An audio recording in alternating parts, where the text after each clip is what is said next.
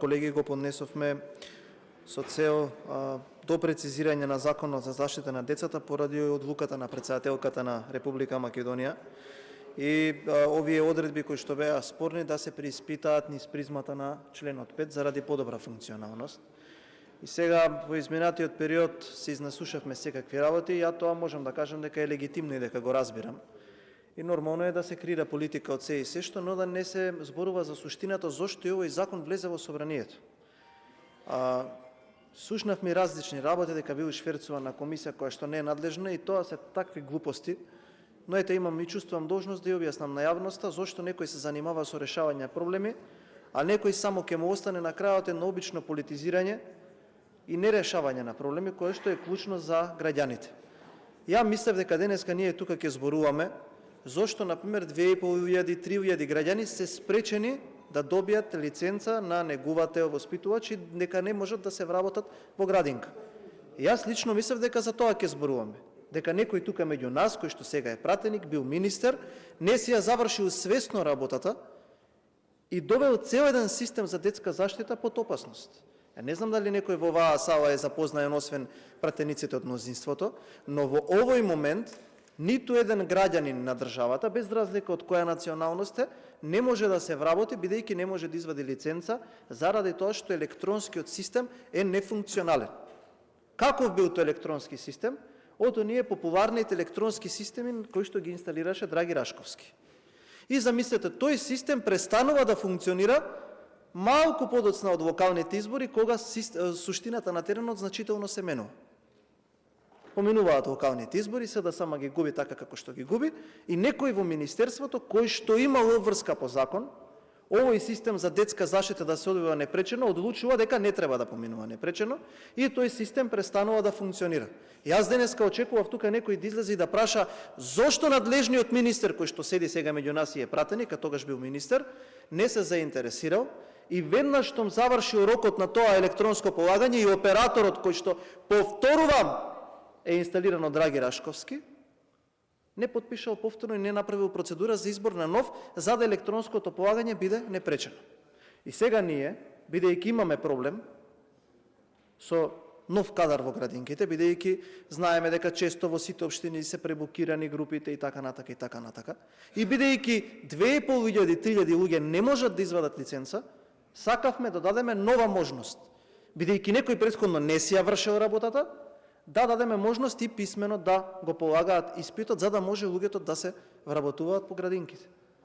Тоа е суштината на овие законски измени. Ништо друго не беше измената која што беше поднесена. Тоа сакавме ние да го направиме. И од тука нормално излегуваат се проблеми, зашто на оваа, зашто на таа комисија, нема да навлегувам во дополнителни квалификативи.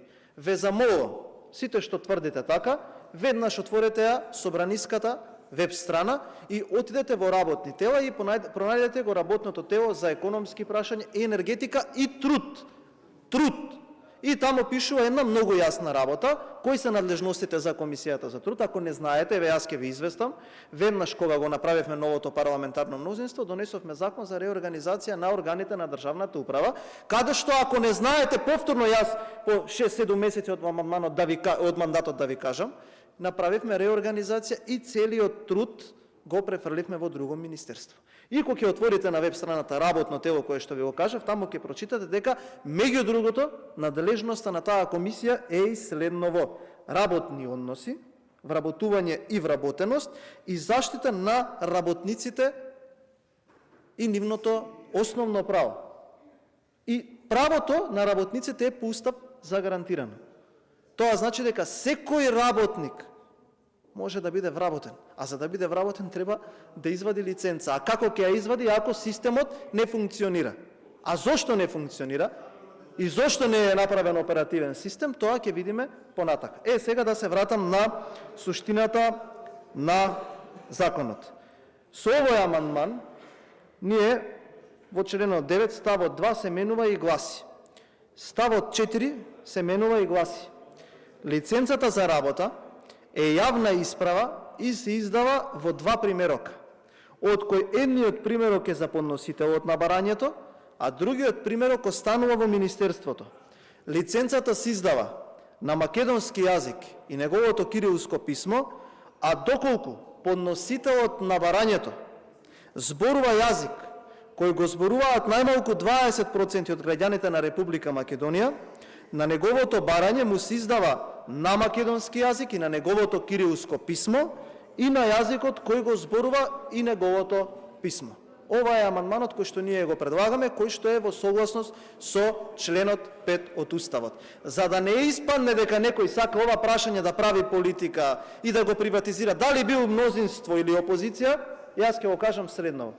Направив разговор со заменик министерот кој што е ресорен за ова министерство и заменикот министер, заедно со министерството и со вработените, ова право ќе го направат еднакво за сите граѓани кои што живеат во оваа држава.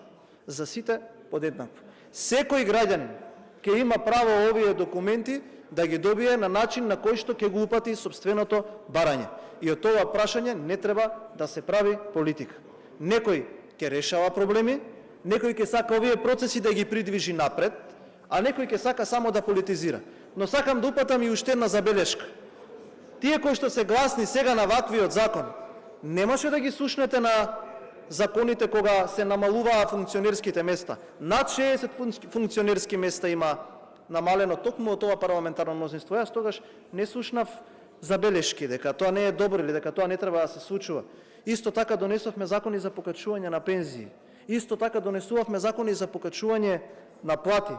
Исто така носевме и закони 7, ние ги предложивме заедно со господинот Цајковски за намалување на функционерските плати. Ама тоа не го слушнавме. Ама што ќе слушнеме?